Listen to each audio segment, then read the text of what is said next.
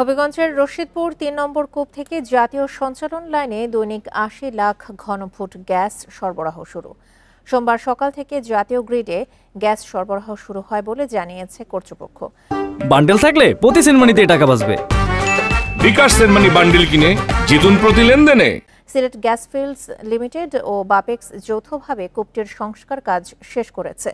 10 বছরে এখান থেকে প্রায় 25.55 বিলিয়ন ঘনফুট গ্যাস উত্তোলন সম্ভব হবে বলে জানিয়েছেন সংশ্লিষ্টরা।